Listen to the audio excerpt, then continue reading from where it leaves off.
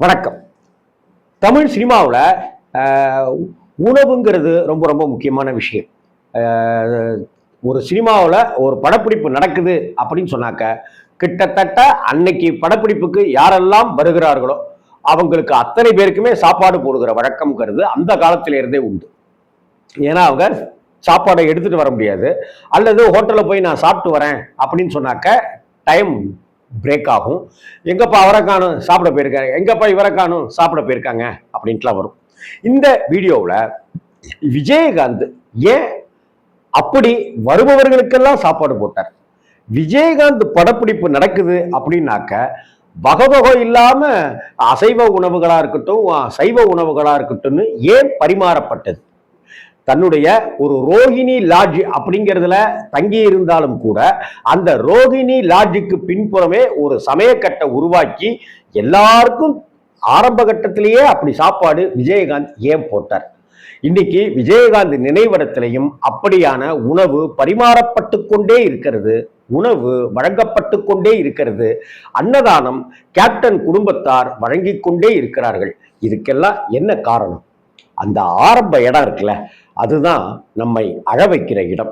கேப்டனுக்காக நாம் கேப்டனை இழந்துட்டோம் அப்படின்னு நாம் கண்ணீர் விட்டு கொண்டிருக்கிற இந்த தருணத்துல இப்படியா கேப்டனுக்கு நடந்தது அப்படிங்கிற ஒரு விஷயம்தான் அதனுடைய பிள்ளையார் சுழி. அந்த சாப்பாடு அப்படிங்கிற விஷயத்தின் மேல விஜயகாந்துக்கு ஏற்பட்ட அதீத அக்கறை.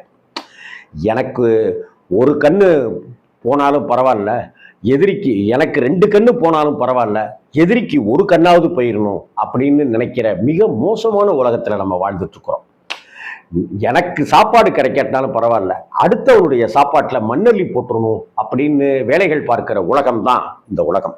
ஆனா 1979 சென்னைக்கு வந்த, மதுரையிலிருந்து சென்னைக்கு வந்திருந்த காலகட்டத்தில் நடிக்க வாய்ப்பு கிடைத்த அந்த காலகட்டத்தில் விஜயகாந்த், விஜயராஜ் அப்படிங்கிறவர் விஜயகாந்த் அப்படின்னு மாறினார். ரஜினிகாந்த ஆரம்பகட்ட படங்கள்லாம் பார்த்தீங்கன்னாக்கா ஒரு படத்துல ரஜினிகாந்த் இருக்கும், இன்னொரு படத்துல ரஜினிகாந்த் அப்படின்ட்டுலாம் இருக்கும். அதே போலதான் விஜயகாந்த், விஜய்காந்த் அப்படி இப்படின்லாமே மாறி மாறி அன்றைய படங்கள்ல ஆரம்பகட்ட படங்கள்ல அப்படிதான் டைட்டில விஜயகாந்தனுடைய பெயர் வந்தது. அதுல இன்னும் சொல்ல போனா இதுல அநேகமாக தூரத்து இடி முழக்கம் மாதிரியான படங்கள்ல இருந்தெல்லாம் நடிக்க ஆரம்பித்தவர் கே விஜயன் சாருடைய டைரக்ஷன் எல்லாம் நடிக்க ஆரம்பித்தவர். வந்துகிட்டே இருக்கும்போது கதையில பின்னி பெடலெடுக்கிற ஆர் செல்வராஜ் அவர்களுடைய அகல் விளக்கு அப்படிங்கிற ஒரு படத்துல விஜயகாந்த் சார் நடிக்கிறாரு. ஷோபா, மறைந்த ஊர்வசி ஷோபா நடிக்கிறாங்க. அந்த படத்துல டைட்டில்லையே ஃபர்ஸ்ட் ஷோபா பேர் தான் வரும், அதுக்கப்புறம் தான் விஜய்காந்த் அப்படின்னு விஜயகாந்த் பேர் வரும். அப்படி ஹீரோவோட பேர் போடாம ஹீரோயினோட பேர் போட்டு வந்த படங்கள் எத்தனையோ இருக்கு. அதுல இந்த அகல் விளக்கும் ஒண்ணு. அதற்கு பல காரணங்கள் உண்டு. முக்கியமான காரணம், அன்னைக்கு தேதிக்கு ஷோபா மிகப்பெரிய நடிகையா வளர்ந்துட்டாங்க. ஆனால் விஜயகாந்த் அவர்கள், கேப்டன் அவர்கள் பெரிய நடிகரா வரல. ஒரு 10ஓட 11 தான், ஆனா ஹீரோ. அப்படிப்பட்ட ஒரு சூழ்நிலை வளர்ந்து கொண்டு இருக்கிறவர். அவருக்குன்னு ஒரு ரசிகர் கூட்டம், விஜயகாந்த் நல்லா நடிகிறாரியா அப்படிங்கிற மாதிரிலாம் அவருக்கு கதாபாத்திரங்கள் கூட சரியா அமையாத காலகட்டம் தான் அந்த 1979. அப்ப அகல் விளக்கு அந்த திரைப்படத்துல ஷூட்டிங் படப்பிடிப்பு நடந்துட்டு இருக்கும்போது இவருடைய போர்ஷன்லாம் முடிச்சுட்டு வரணும். ஷோபாவுக்கும் இவருக்குமான காட்சிகள் வைக்கப்படணும். காலையில 11 மணிக்கு ஷோபா வர்றதா இருக்கு.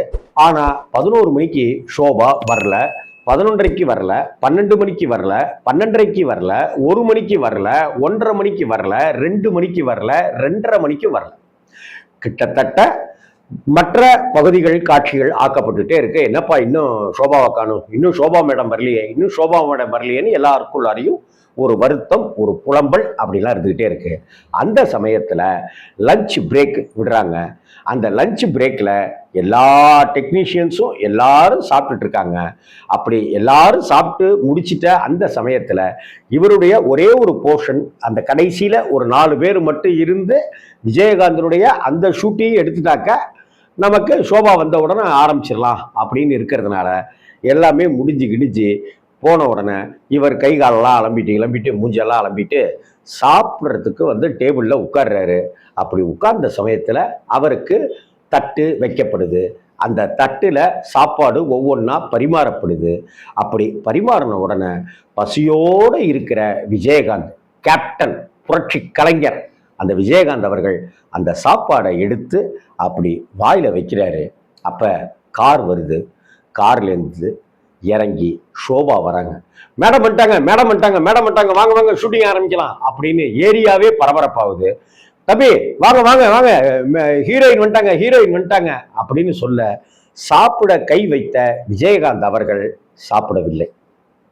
ஷோபா வந்துட்டாங்க. 11 மணிக்கு வர வேண்டிய ஷோபா 2:30 மணிக்கு 2:15 மணிக்கு வராங்க. உடனே ஏரியாவே பரபரப்பாகுது. சாப்பிட உட்கார்ந்த விஜயகாந்தை சாப்பிட விடாம தடுக்கப்படுது. அவருக்கும் சாப்பிட மனசு வரல. அந்த சாப்பாடை பார்த்துட்டு அப்படியே ஒரு நிமிடம் கண்ணீர் விட்ட விஜயகாந்த், இப்படி கையில் சாப்பாடு கிடைச்சி சாப்பிடாத நிலைமை அப்படின்னு யாருக்கும் வரக்கூடாது. நம்ம வாழ்க்கையில் முன்னுக்கு வந்தோம்னாக்க எல்லாருக்கும் சாப்பாடு கிடைக்கணும், எல்லாருக்கும் உரிய நேரத்தில் சாப்பாடு கிடைக்கணும், எல்லாருக்கும் ஒரே மாதிரியான சாப்பாடு கிடைக்கணும் அப்படின்ற ஒரு முடிவுக்கு அன்னைக்கு தான் விஜயகாந்த் வந்தார். 1979ஆம் ஆண்டு அகல்விளக்கு படம் ரிலீஸ் ஆகுது. அப்போ 78 கடைசியிலையோ ஏதோ ஒரு தருணத்தில் 79 ஆரம்ப கட்டத்திலேயோ இப்படியான சம்பவங்கள் நடந்திருக்கு. அப்படி நடந்த அந்த விஷயம் விஜயகாந்துக்குள்ளார ஒரு தாக்கத்தை ஏற்படுத்த அடுத்தடுத்த கட்டங்களில் விஜயகாந்த் வளர வளர வளர வளரவே ரோஹிணி லாட்ஜில் தங்கிக்கிட்டு இருக்கும்போது, அதுக்கப்புறம் தான் வீடு பார்த்தெல்லாம் வர, ரோஹிணி லாட்ஜில் தங்கி கொண்டிருக்கும் போதே, குறைந்த சம்பளம் வந்து கொண்டிருக்கும் போதே விஜயகாந்த் அவர்கள் அடுப்பு எரிந்து கொண்டே இருக்கும்படி செய்தார். வள்ளலார் அடுப்பு எரிஞ்சுக்கிட்டே இருக்குன்னு சொல்கிறோமே அந்த வடலூரில், அதே போல் விஜயகாந்தனுடைய ரோஹிணி லாட்ஜில் தங்கியிருந்த அந்த பின்பகுதியில் அடுப்பு எரிஞ்சுக்கிட்டே இருக்கும். யார் யாரோ சாப்பிட்டுட்டு போய்கிட்டே இருப்பாங்க. விஜயகாந்த் ரூமுக்கு போனாக்கா அங்கே சாப்பாடு கிடைக்கும்ன்ற ஒரு நம்பிக்கை 80களுடைய ஆரம்பத்திலேயே வர ஆரம்பிச்சிருச்சு. அதுக்கெல்லாம் பிள்ளையார் சுழி போட்டதும் ஆரம்ப விதையாக இருந்ததும் அந்த அகல் விளக்கு திரைப்படத்தில் விஜயகாந்த் சாப்பிட முடியாமல் எந்திரிச்சு நடிக்க போனார் இல்லையா, பசியோடு நடிக்க போனார் இல்லையா, வெறும் வயிற்றோடு நடிக்க போனார் இல்லையா, பசி மயக்கத்தை எல்லாம் கடந்து வாழ்க்கையில் ஜெயிக்கணும்னு நடிக்க போனார் இல்லையா, அந்த உந்து சக்தி தான், அந்த கோபம் தான் எல்லாருக்குமாக இன்னைக்கு வரைக்க கேப்டனுடைய சமாதியில் அன்னதானம் கொடுக்கப்பட்டு கொண்டே இருக்கிறது. அதுதான் கேப்டன், அவர்தான் விஜயகாந்த், அதுதான் புரட்சி கலைஞருடைய கருணை மனசு. இந்த மனசை மிஞ்ச இன்னொருவர் இனி பிறந்தால் நமக்கு சந்தோஷம்தான். கேப்டனை நினைப்போம், கேப்டனை போற்றுவோம். வணக்கம். இது மாதிரியான பல விஷயங்களை உங்களோடு நான் பகிர்ந்து கொள்ள காத்துட்டு இருக்கேன். இந்த கேப்டன் சம்பந்தப்பட்ட வீடியோவை உங்கள் நண்பர்களுக்கு ஷேர் பண்ணுங்க. ஒரு அன்னதானத்தினுடைய மகிமையை கேப்டன் நமக்கு எவ்வளவு அழகாக உணர்த்தியிருக்கார். ஒரு பசியினுடைய கொடுமையை அறிந்து உணர்ந்து எப்படியெல்லாம் விஜயகாந்த் சாகர வரைக்கும் வாழ்ந்திருக்கார் அப்படின்னு எல்லோருக்கும் தெரியட்டும். நாமும் ஒரு பிடி சாதமாவது தானமாக கொடுப்போம். லைக் பண்ணுங்க, கமெண்ட் பண்ணுங்க, ஷேர் பண்ணுங்க, சப்ஸ்கிரைப் பண்ணுங்க. வணக்கம்.